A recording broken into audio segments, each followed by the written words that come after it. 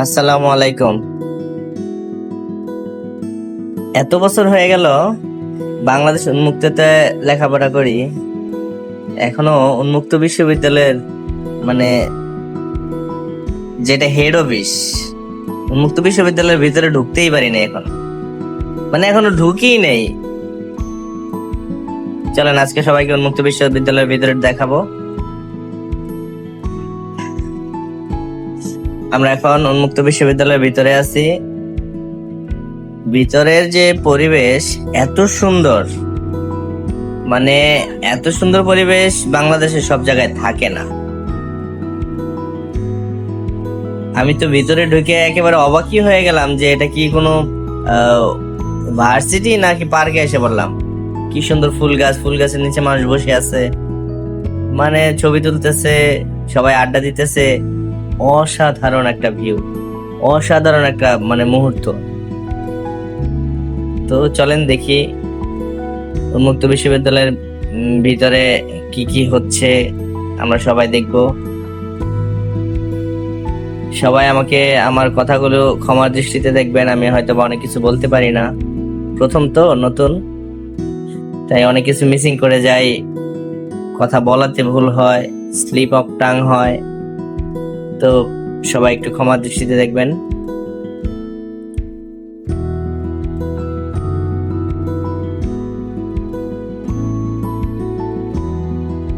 উন্মুক্ত বিশ্ববিদ্যালয়ের ভিতরে ভিতরের যে পরিবেশটা এতই চমৎকার।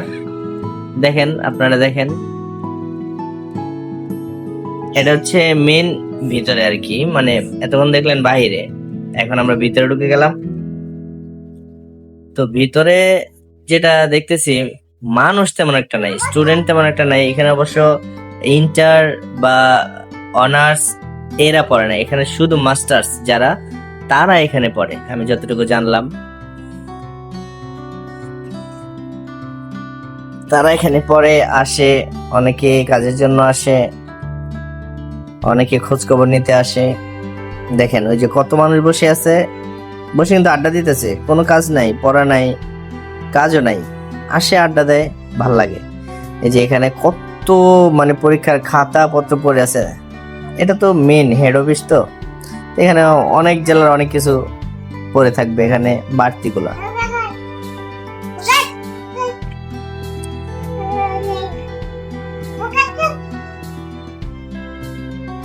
মুক্ত বিশ্ববিদ্যালয় আসলে মানুষ যেভাবে দেখে বোঝে, আসলে সেটা না। উন্মুক্ত বিশ্ববিদ্যালয় হচ্ছে সব বয়সের মানুষ এখানে পড়তে পারবে, এটা হচ্ছে উন্মুক্ত।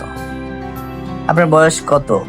20, 22, 25, 30, 50, 60, 70? আপনি মসজিদের ইমাম, আমাদের সাথে এসএসসি দিছে মসজিদের ইমাম, এখানে বয়সটা উন্মুক্ত, আপনি যে কোনো বয়স এখানে পড়তে পারবেন, এটা হচ্ছে উন্মুক্ত।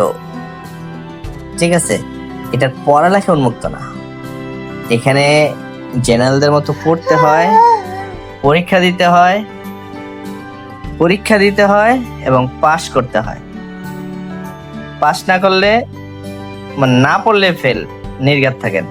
আপনি মনে করবেন যে উন্মুক্ত বিশ্ববিদ্যালয় মনে দেখে লিখতে দিবে বা ছাড় দিবে, নো। আপনি পড়বেন, পাশ করবেন।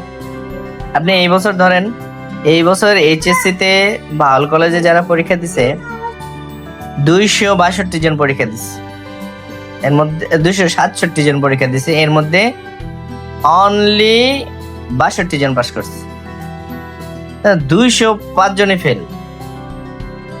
যদি উন্মুক্ত এমনই উন্মুক্ত হইতো, সব যে যা মন চাই করবো, লিখলেই পাস, তাহলে সবাই পাস করত। উন্মুক্ত ব্যাপারটা আসলে ওইরকম না যেটা আপনারা ভাবেন, যেটা মানুষ আসলে ভাবে।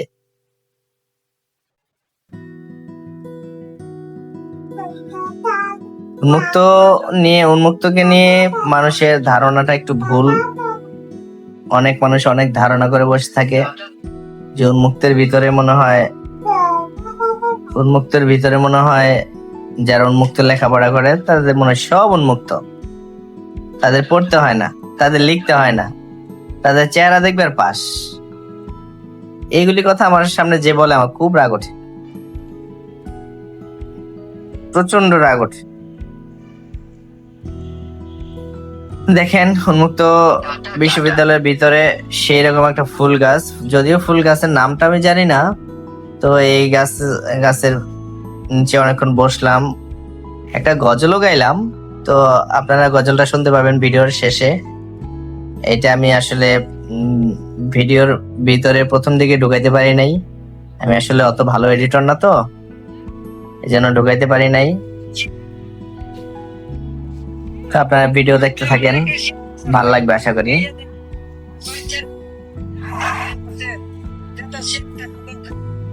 আমি আসলে একটু নার্ভাস ছিলাম, কারণ প্রথম তো এটার ভিতরে ঢুকলাম, কে কি ভাববে, কিছু ভাবলো কিনা, কেউ আমার দিকে তাকায় আছে কিনা, হ্যাঁ এইগুলো আসলে দেখতেছিলাম।